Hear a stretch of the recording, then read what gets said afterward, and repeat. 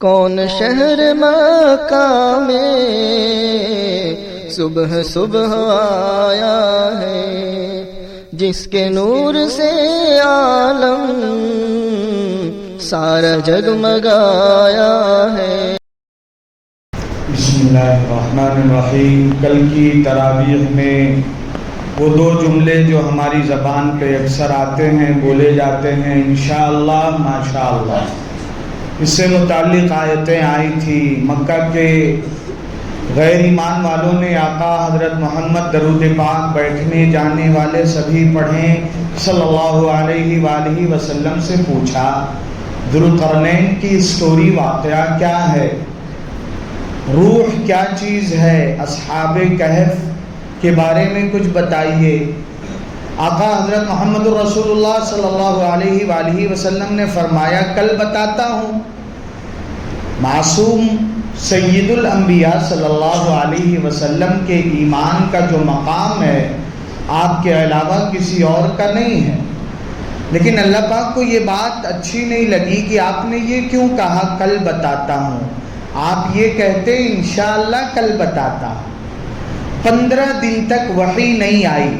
آپ سوچیں، مکہ کے وہ لوگ جو آپ کو ویسے ہی طعنہ دیتے تھے کہ آپ جادوگر ہیں، آپ کاہن ہیں، آپ کے پاس کوئی جنات آتا ہے، یہ آیتیں بتاتا ہے، ان تمام طعنوں کا جواب اللہ نے قرآن کریم میں دیا کہ وَمَا هُوَ بِقَوْلِ كَاهِنٍ وَلَا بِقَوْلِ شَاعِرٍ قَلِيلًا مَا تَذَكَّرُونَ۔ 15 دن تک جب وحی نہیں آئی تو ہر صبح نئے طعنے، ہر صبح ان کی جانب سے آپ کے دل دکھانے کی نئی باتیں۔ جب آئی وحی تو اللہ نے کیا کہا، لا تقولن لشیء انی فاعل ذلک غدا الا ان یشاء اللہ۔ نبی جی، آپ کسی کام کے بارے میں یہ نہ کہہ دیجئے گا میں یہ کل کر دوں گا، ہاں یہ کہیے انشاءاللہ، اگر اللہ نے چاہا تو کروں گا، اللہ کی مدد نہ ہوئی تو میری کیا اوقات ہے۔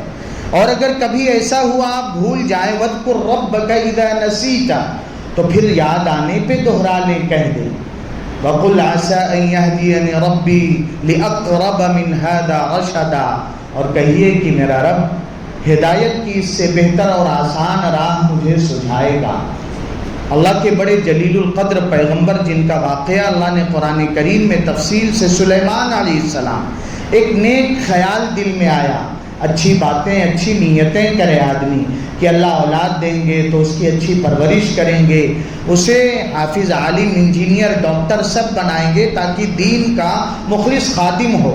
اللہ کے نبی نے سوچا اب اللہ مجھے اولاد جو دیں گے، جتنی بیویاں تھیں، روایات صحیحین کی روایات، بخاری شریف اور مسلم شریف، ایک میں آتا ہے 70، ایک میں 90 اور 100 تک کی تعداد بیویوں کی، تو ہر ایک کی اولاد کو میں اللہ کے دین کی خدمت میں لگاؤں گا، اللہ کے واسطے جہاد کرنے میں لگاؤں گا۔ انشاءاللہ نہیں کہا تو ایک بھی اولاد نہیں ہوئی، ایک بیوی سے جو ہوئی وہ بھی آدھی ادھورے جسم کی۔ تو اللہ نے تنبیہ فرمایا ہم اور آپ بھی اپنے کاموں میں اس کا اہتمام کریں۔ اکثر اللہ جب نواز دیتا ہے مالی طاقت یا دوسری سیاسی قوت تو ہم اس نشے میں بھول جاتے ہیں۔ ایک صاحب جا رہے تھے، امام صاحب نے کہا کیا ارادہ ہے، کہاں تشریف لے جا رہے ہیں، کہے بازار جا رہا ہوں، بھینس لانا ہے گاؤں کی۔ تو امام صاحب نے کہا چچا انشاءاللہ کہہ دیں، تو جو ہماری عادت ہے جیب میں پیسہ تو انشاءاللہ کیسا، نکل گئے اتراتے ہوئے۔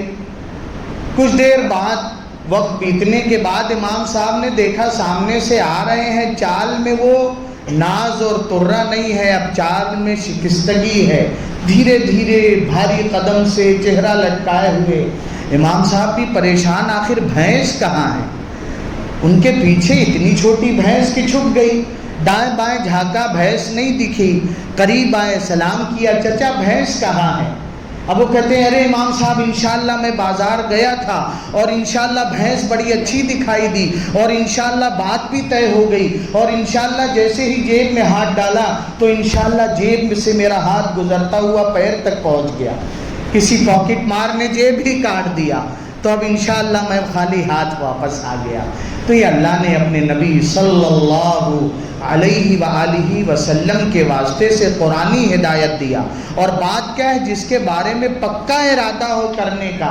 میں نے اور آپ نے کیا اپنا لیا شیوا کہ جس چیز کو ٹالنا ٹرخانا ہوتا ہے تو بولتے ہیں انشاءاللہ تعالی، یعنی تعالی نہیں ٹالا ہو جاتا ہے. تو پھر اللہ نے بھی ہمیں ٹالنا شروع کر دیا. آخری بات حضرت والی صاحب کی سنائی سب باتیں، اللہ قبر کو جنت کا باغ بنائے، کہ ٹی ٹی بات کر رہا تھا کسی مسلمان سے ٹرین میں، تو اس نے انشاءاللہ کہہ دیا. تو وہ کہتا ہے انشاءاللہ مت بولو، جب تمہیں جھوٹ بولنا ہوتا ہے تب یہ کہتے ہو. ہم نے کیسا اللہ کی اس حکم کو داغدار کر دیا. اللہ وعدوں کو پورا کرنے والا بنائے، اللہ کی ذات کا یقین عطا کرے اور اللہ کی خاص مدد ہمیں حاصل ہو جائے. ساتھی قریب آئے، مشورہ ہوگا. سبحان ربک رب العزت عما یصفون وسلام